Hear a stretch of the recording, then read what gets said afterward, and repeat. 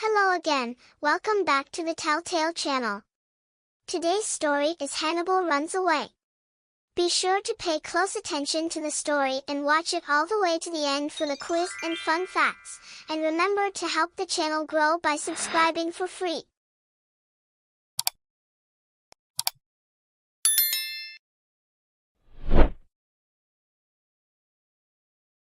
Hannibal the hamster was unhappy. He lived in a little wooden cage in the corner of the tool shed, and his life was so dull. Nothing exciting ever happened to him. Like all hamsters, Hannibal slept all day long. When it was dusk, he woke up and stretched his paws and yawned and twitched his whiskers. Surely tonight, he thought, something exciting would happen to him at last. But nothing ever did. One night he made up his mind to run away. First he had to gnaw a hole in his cage. This was quite easy, for he had good strong teeth. He gnawed steadily all through the night. When morning came, he covered the hole he had made with a pile of hay, and settled down to sleep. In the middle of the second night, the hole was big enough for him to squeeze through. His great adventure had begun. All at once he felt afraid. He was leaving his cozy cage, the only home he had ever known. Was it wise? In a moment he had quite forgotten his fear. He simply slipped out of his cage and ran towards the side of the tool shed, looking for a way out. He came across the entrance to a tunnel which was just his size, and which seemed to lead in the direction he wanted to go. He was in so much of a hurry to be on his way that he did not think that the tunnel might belong to someone else. He had hardly scrambled into the entrance when he met Field Mouse, hurrying into the shelter of the shed. "Goodness, how you frightened me," said Field Mouse. He was a timid fellow. There was not room to pass in the narrow tunnel, and Hannibal was quite certain that he would not give way. So Field Mouse had to turn back the way he had come. Hannibal followed close behind. Presently Field Mouse said, "Shush, be very quiet, we're coming out." Hannibal was excited. He couldn't see why it was necessary to be so quiet, and Field Mouse had slowed down so much that they were hardly moving at all. What was causing the delay? Why didn't the fellow get a move on? They came out at last into bright moonlight. Hannibal had never seen anything so wonderful. There was grass beneath his feet, cool soft grass which smelled so sweet, and which would surely be lovely to scamper on. But Field Mouse would go no further. come out and play," shouted Hannibal in delight. "What are you afraid of?" "I'm afraid of Owl," said Field Mouse. "Owl may be lurking near." "Who is Owl?" asked Hannibal. "I've never heard of him." "Owl is the silent enemy," answered Field Mouse. "Silent and ghostly in the moonlight, no one has seen him clearly and lived to tell it.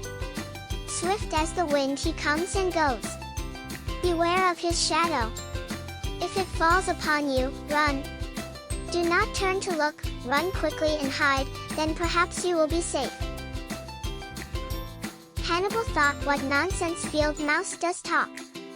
Why, there is nothing out there, nothing except the moonlight, and the murmur of the wind in the leaves, and the fresh green grass." He went boldly out to play. The last words of Field Mouse came to him, just a faint squeak carried by the night air. Hannibal was hardly listening. "Goodbye," called Field Mouse. "Look for the black log. It is a haven, a place of safety. You will find food and shelter at the black log. Goodbye." Hannibal was far out in the middle of the grassy space, dancing merrily in the moonlight. He was free at last, and life was suddenly a grand game. Once he saw a shadow on the ground, a little way ahead of where he was dancing, but it was only a white rock. It glowed with light, and it cast a deep black shadow, but it did not move. Hannibal wandered here and there, following tiny paths in the grass, not caring where they led him. After all, he thought, "I have plenty of time." He had really grown very careless. As he came near to the white rock, he heard a gentle whoosh. He thought it was just a stronger breeze, But no, it was a huge shadow and it was racing towards him. At once, he remembered the words of Field Mouse, and he knew he was in danger. Owl was hunting tonight. Hannibal dived straight for the white rock. Luckily, there was a small hollow underneath it. Hannibal pushed himself inside, but he was not quite quick enough. There was a sound of tearing fur. Hannibal squealed in pain. He felt the swish of wings close by and he turned and looked into Owl's face. Owl had two big saucer eyes, and a great head, and wide shadowy wings that sped away across the field. He was gone. Hannibal was alone. He shivered in fear beneath the white rock. His body ached, his head was spinning, he wished he had never left his cage. Presently he crept out of his hiding place and walked slowly up the hill. Just as he was feeling very unhappy, and sore, and hungry, he came to the top of the grassy bank. Down below him he saw a woody pool, and there beside the water stood a big black log. He ran all the way down the hill, and crawled into a hollow underneath black log. He found a few sweet brown beech nuts for his supper, and when he had eaten them, he curled into a tight little ball, twitched his whiskers once, and fell asleep. When Hannibal woke up, it was late in the afternoon. The sun was shining through the leaves of the trees that grew near to Woody Pool. Hannibal blinked and stretched his paws. Then he sat up and washed his face. After that, he felt better. He was just about to leave his place beneath Black Log when he noticed another small creature watching him. It was Stag Beetle. "Hello," said Stag Beetle brightly. "Did you sleep well?" "Indeed I did," replied Hannibal. "Thank you for asking." "That's all right," said Stag Beetle. Then he introduced himself. "By the way," he said, "I'm Stag Beetle, and I'm pleased to meet you." "I'm pleased to meet you too," said Hannibal politely. "My, you are very smart and shiny." "This is my armor," said Stag Beetle proudly, turning his black body so that the sunlight shone on his fine polished coat. "It quite often saves me from my enemies." Hannibal thought of Owl. "Does Owl hunt near Woody Pool?" he asked. "Yes," replied Stag Beetle. "But I'm rather too small for Owl to bother with, I think. I have to watch out for Hedgehog." Hannibal wondered what Hedgehog looked like. "Shall I meet him too?" he asked. "Yes," said Stag Beetle, "he wakes up at night like you, that's why I must stay very close to Black Log." "I understand," said Hannibal. "Will you excuse me now? I must go to the pool to drink." "Of course," said Stag Beetle, "goodbye." By the time Hannibal had made his way carefully back to the pool, it was quite dark. He wondered whether Stag Beetle was still waiting under Black Log, but he would never know, because Stag Beetle was so black he could not be seen in the darkness. All at once there was a rustling, scraping sound among the grass and dry leaves nearby. Hannibal crouched down and kept very quiet. Then out of the gloom there appeared a spiky little ball, from which an inquisitive pointed head poked. Hannibal knew this must be Hedgehog. "Hello," said Hedgehog in a gruff voice, "you are a stranger here, why do you come to Black Log?" Hannibal had never met a hedgehog before. He was very frightened by such a strong greeting, but he made up his mind to speak bravely. "I came to Black Log to look for adventure," he said. "Life is very boring." "Life boring? At your age?" snorted Hedgehog. "When I was your age," he sighed. "If you're looking for adventure, then follow the path over the hill, but beware the wide road." "What is the wide road?" asked Hannibal. "The wide road leads to town," said Hedgehog. "It carries roaring monsters which will crush you." He became sad, and his voice softened. "Many of my kind got bored with life and moved on, only to perish on the wide road," he said. "Even our strong spines will not protect us from the roaring monsters who hunt along the road." "Thank you," said Hannibal, "I will be careful." "Good luck to you, stranger," said Hedgehog. "The time of the yellow leaves is here. I am ready for my sleep." You too must find a place to rest before the leaves fall." With that, Hedgehog moved off. His short legs carried him away very quickly. Soon there was only the sound of him, as he scraped through the dead leaves. A big yellow moon had risen. Beyond the clump of trees round Woody Pool, it shone and lit the hillside. Hannibal set off. He was more careful now. He went slowly on his way, keeping a lookout for Owl, and any other enemies who might be hunting in the field. He journeyed for more than half the night, and he met no one. At last he came safely to the edge of the golden wheat field. Beside the path there were several large ears of wheat. Hannibal ate until he could eat no more, and then stuffed his cheek pouches so full of the ripe grain that they bulged out to twice their normal size. Just as he was about to move along the path into the middle of the field, Rabbit came running towards him. Rabbit was very large, and he was always in a hurry. His fur gleamed silver in the moonlight and his long ears were pricked up, listening and alert. "I heard you coming through the stubble," said Rabbit, "and I must know all that is happening in this part of the field. I have to run and warn my friends in the war and when danger comes." "Don't worry," said Hannibal. "I'm very small, too small to harm a rabbit even if I wanted to. I came for the ripe wheat." "Help yourself," said Rabbit. "You are welcome, there is plenty for everyone." "Thank you," said Hannibal. "My pouches are already full." Rabbit flicked his ears and turned away. "I'll be off then," he said. "I should be glad to show you around the wheat field any time." "No thank you," said Hannibal. "You are much taller than I am, and you can see over the stubble, but if I went wandering there I should get lost. I must stay on the path." "If I can help you I will," said Rabbit. "I am following the way to the wide road," said Hannibal. Rabbit trembled in fear. "Keep to the path then," he said. "Go out of the field by the great gate, the road is just beyond the great gate. If you can get there at dawn you will be safe. The roaring monsters are sleeping in the hour before dawn. They will not harm you then." "Thank you," said Hannibal. "Is there a place to sleep?" "Hide in the wood pile," said Rabbit. "I have a burrow there, it is a good place to sleep. Goodbye." The path which Hannibal was following had been made by the wheel of a tractor. It was quite straight and the center of it was made of hard flattened earth. There were deep ridges of soil on both sides of the path, and over the top of these Hannibal could just see the first rows of stubble beyond. That night, Hannibal traveled so far that by the time the sun rose, he was very tired.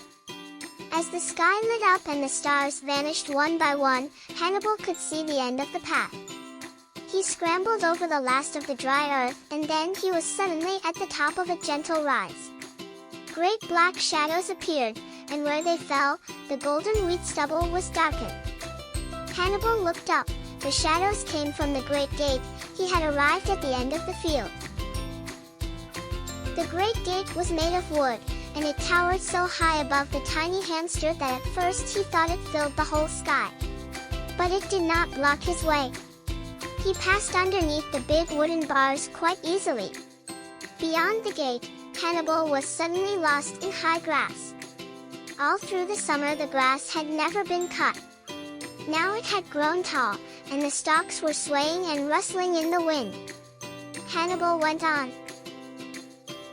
Suddenly, the grass ended. Hannibal tumbled out, rolled head over heels down a steep bank, and landed on the wide road. He picked himself up, shook the dust from his fur, and looked up. He could see a long, long way. The surface of the road was hard and shiny and black. It had a strange smell. Hannibal trembled. Where were the roaring monsters? What if one of them should spring upon him now? I must find the woodpile, he thought. Luckily, the woodpile was quite close. It reminded him of Black Log, but the woodpile was made up of many logs, and it rose up almost as high as the great gate. Hannibal soon found Rabbit's burrow. Just above the opening of the burrow, among the logs, he found a nest of leaves. He hid his store of wheat under the leaves. Then he slept. When he woke up, the sun was shining brightly. A strange noise was coming from somewhere nearby. Hannibal looked outside. One of the roaring monsters was standing beside the wood pile, but it wasn't roaring. It seemed to be purring, and then suddenly it stopped, and became quiet. Hannibal heard another sound, and this time it was one that he had heard before. A man's voice said quite clearly, "Well, better get this lot loaded up, I suppose." Another man answered, "All right, wait a minute, I'll help you." The log on which Hannibal was sitting began to move. It swung up in the air, and landed with a clang inside the roaring monster. Several other logs fell near to Hannibal, but luckily none of them hit him. Soon afterwards, the roaring monster began to growl, and then it was moving along the wide road. Hannibal wasn't afraid. In some way that he could not understand, he felt it was right for him to be in the company of men. The wide fields had frightened him much more. He knew he could never belong with field mouse, hedgehog, and the rest of the wild creatures. At last they reached the town. The roaring monster stopped. It was not a living thing, of course. It was just a big lorry. When the wood was unloaded, Hannibal ran quickly away. It happened that there was a garden near to the place where the wood was stored. Hannibal found his way into the garden. It was still midday when he arrived, and he had to find a place to hide. In one corner of the garden there stood a big wooden box. It was similar to the tool shed where Hannibal had begun his journey, but it was propped up on 4 wooden legs, and there was a space underneath which was just the right spot for Hannibal to hide in for the rest of the day. Not only was the wooden box a perfect shelter, there were a few ears of wheat underneath too. Hannibal ate a good lunch, and settled down to wait for the nighttime. When the sun had set, and the garden was dusky, Hannibal decided it was time to have a look around. He crept out from his hiding place. Suddenly, he was startled by a cluck-cluck, and a great scratching, and then another voice. "I'm Birdie the Bantam. I heard you creeping about underneath my coop. I thought for a moment you were cat, but I can see that you are only a mouse." "Good evening," said Hannibal. "But I'm not a mouse. I'm a hamster." "It doesn't matter what you are," said Birdie the Bantam. "Cat will not care whether you are rat, mouse, or hamster." "Who is Cat?" asked Hannibal. "Cat is a fearful creature," replied Birdie the Bantam. "But I have no time for more talking. It is late. Good night," and he went off to his coop. By the time midnight came, Hannibal had explored most of the garden. There was no one in sight. The human beings and the bantams were fast asleep. There were 1 or 2 snails near to a damp wall, but Hannibal did not think that they were interesting enough to talk to. He was making his way steadily back towards the bantam coop, when Cat pounced. Cat was so huge that Hannibal couldn't believe what he saw. 2 green eyes seemed to be hanging in the sky like lamps. Although Cat was black, he had 1 white paw, and this one single paw alone was nearly as big as Hannibal. How Cat missed him with that first pounce Hannibal never knew. But he had learned many things in the wild fields, and now he raced for cover. Just in time, he slid under the bantam coop. But Cat still didn't give up. The great white paw followed Hannibal until he squeezed flat into the farthest corner. Cat bared his claws. All at once there was a dreadful barking. Dog had discovered that Cat was in his garden. Dog and Cat met outside the bantam coop. They had a very noisy quarrel, and Hannibal was forgotten. At last the hissing of Cat and the barking of Dog were both silenced by the voice of a man. "Patch! Be quiet now. Come here," called the man. Then, in a quieter voice, he said, "I really can't understand what all the fuss is about, but I do believe there's something under the bantam coop." Another voice, a woman said, "I'll fetch the torch, and we'll have a look." The white beam of the torch shone into Hannibal's eyes, nearly blinding him for a moment. The lady stretched her hand towards him. "Well," she said, "it's not a rat, and it's not a mouse. Why, I do believe it's a hamster. I wonder where it has come from." Hannibal nestled in the lady's hand. It was a gentle hand, and it smelled good. The next day there was a great storm. Hannibal watched it from inside the house. He had been given a new cage, and there was fresh hay for him to sleep in, and good food for him to eat. Through the window of the house he could see that the wind was blowing all the leaves down from the trees in the garden. They were dead leaves, yellow and brown and dead. They settled in piles on the lawn, and Hannibal remembered the words of Hedgehog. He knew that he had found a good place to spend the winter. By now Hedgehog would surely be curled up among the dry leaves underneath Black Log. And what about Stag Beetle, and Field Mouse, and the rest of the wild creatures? Hannibal remembered them all, and he thought about the part each one of them had played in his great adventure. It had all been very wonderful, and the most wonderful thing of all was that now he had found a new home, a home where he knew he would be cared for. "I shall never need to run away again," he thought happily. He stretched his paws, twitched his whiskers once, and fell asleep. The end. Fun fact. Given their high reproductive rate and the fact that Hawaii's climate is similar to the hamster's native habitat, hamsters are illegal in Hawaii. Hamsters could quickly establish large colonies in the state if they ever escaped into the wild, which would pose a problem for agriculture and other native species. Were you paying close attention to the story? Try the fun quiz. Who first told Hannibal about the roaring monsters on the road? The answer is the hedgehog. Who saved Hannibal from the cat? The answer is the dog.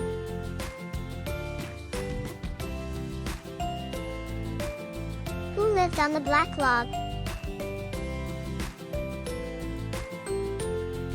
The answer is the stag beetle. Fun fact. One of the most noteworthy things about stag beetles is their size. Male stag beetles measure up to 7.5 centimeters long when their impressive jaws are taken into account, making them the largest beetle in the whole of Europe. Thanks for watching. See you soon.